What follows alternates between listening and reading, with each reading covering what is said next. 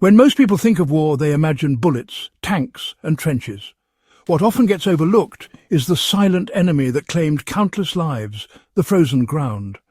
On the Eastern Front, in the Ardennes, and across countless winter campaigns, the cold was as deadly as any weapon. Soldiers didn't just fight each other. They fought frostbite, frozen earth, and nights that could kill as surely as a bullet. Survival meant invention, and in the harshest winters of World War II, men came up with brutal, clever, and sometimes shocking hacks to endure nights on ground that was little more than ice-covered stone. For the next few minutes, you'll see what soldiers really did when the earth was frozen solid beneath them. These weren't polished strategies written in manuals, but battlefield tricks passed from man to man in whispers, recorded in diaries, or remembered decades later by veterans. What you'll learn here is not just history, it's survival under the worst possible conditions. Frozen ground was almost impossible to dig with standard entrenching tools, so soldiers adapted. Instead of fighting against the earth, they chipped out shallow depressions just deep enough to hunker in.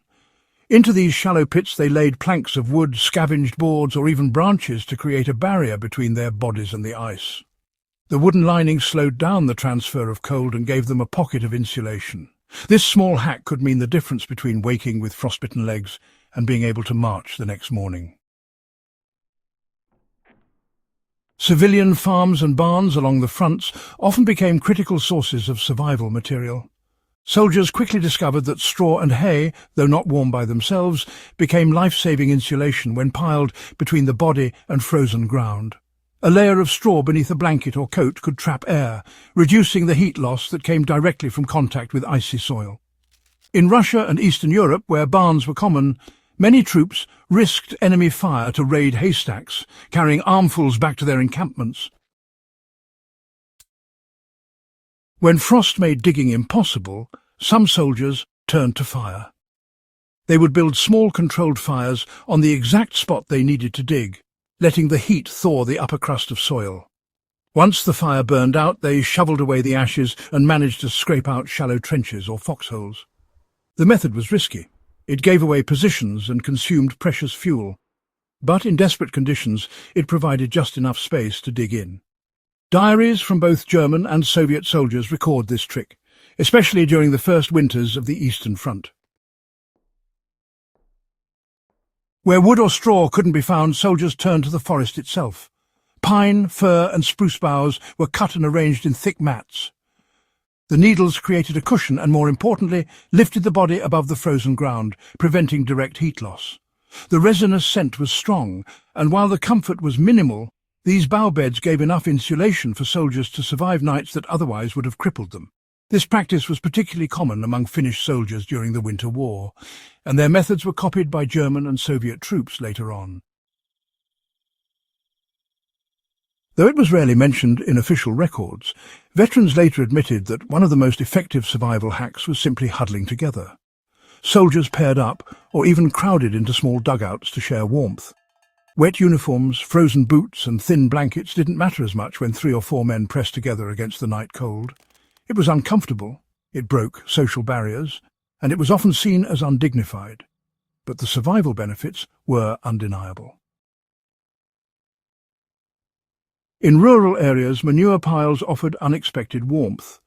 The decomposition process generated heat, and when mixed with soil and spread beneath bedding or packed along trench walls, it created a crude form of insulation. Soldiers who dared to use this hack endured the smell, but they gained crucial degrees of warmth against the frozen ground. Farmers had known about the heat of compost for centuries, and soldiers simply adapted the principle when their lives depended on it. In areas where deeper shelters could be carved into hillsides or ruined basements, soldiers built improvised flooring.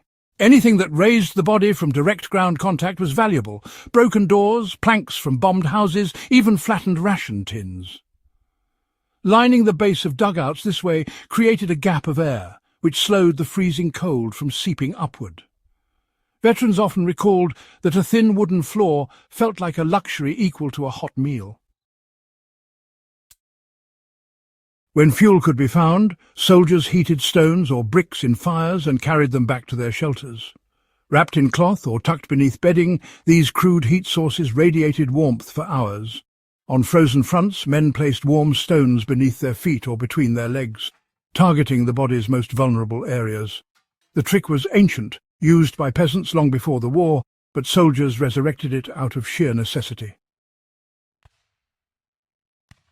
The cold punished soldiers who trusted in uniform alone. Veterans quickly learned that layering, even with non-traditional materials, was key. Newspaper sheets, cardboard panels, or rags stuffed inside jackets created an insulating effect. It wasn't elegant, and it often left men stiff and awkward, but it slowed the bleeding of body heat into the frozen ground at night. This hack was so widespread that by 1942, even official military advice began encouraging improvised layering when proper winter gear was lacking. Perhaps the most brutal killer of frozen campaigns was frostbite of the feet.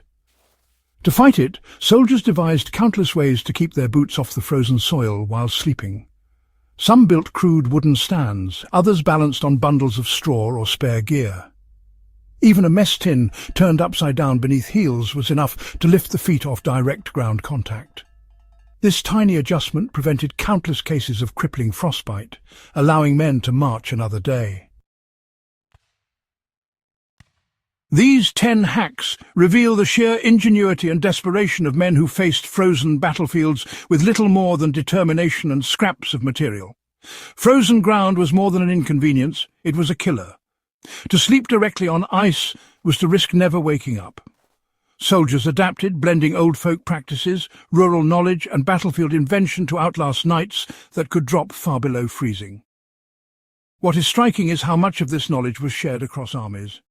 German soldiers raided haystacks just as Soviet troops did.